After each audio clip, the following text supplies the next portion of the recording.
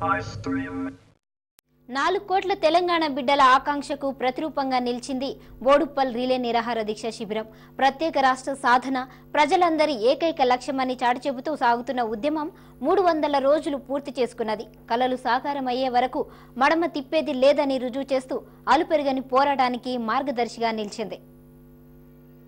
300 రోజులుగా రిలే నిరాహార దీక్ష చేస్తున్న బోడుప్పల్ శిబిరాన్ని తెలంగాణ జేఏసీ సందర్శించింది. స్వరాష్ట్ర సాధన కోసం అలుపెరగని పోరాటం చేస్తూ ఇతరులకు ఆదర్శంగా నిలుస్తున్నారని బోడుప్పల్ వాసులను జేఏసీ చైర్మన్ ప్రొఫెసర్ కోదండరాం అభినందించారు. రియల్ ఎస్టేట్ ఎక్కువగా ఉన్న బోడుప్పల్ లాంటి ప్రాంతాల్లోనూ ప్రజలంతా ప్రత్యేక తెలంగాణను కోరుకుంటున్నారన్నారు.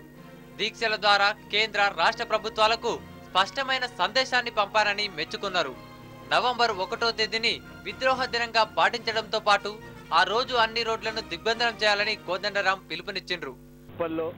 జరుగుతున్నటువంటి ఈ 300 రోజులుగా జరుగుతున్నటువంటి రిలే నిరాహార దీక్షలు తెలంగాణ ఉద్యమ ఆకాంక్ష ఎంత బలంగా ప్రజల్లో ఉన్నదో తెలియజెప్తున్నది. ఈ మొత్తము ఆకాంక్షను వినిపించాలనే ఆలోచనతో ఉన్నాం. అందుకనే నవంబర్ 1ని విద్రోహ దినంగా పాటించాలని చెప్పి ప్రజలకు పిలుపునిస్తున్నాం.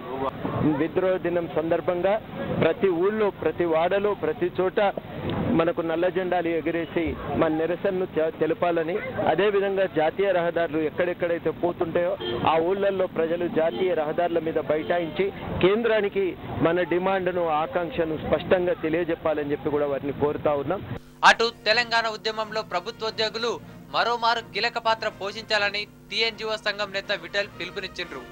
ప్రతి ఉద్యోగి ఉద్యమంలో మమేకం కావాలన్నారు.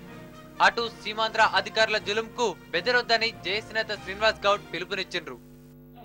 కమిటీ కాలయాపన చేస్తుందని తెలియగానే ఆ రోజు నుంచి ఈ రోజు వరకు కూడా మన తెలంగాణలో రకరకాల దీక్షలు, రకరకాల ఉద్యమాలు జరుగుతూ ఉన్నాయి. ఆ ఉద్యమాల్లో భాగంగా ఈ బోడుప్పల్లో కంటిన్యూగా 300 రోజులు ఈ రిలే దీక్షలు చేయడం నిజంగా తెలంగాణ ఉద్యమానికి గర్వకారణంగా మేము చేయిస్తాం.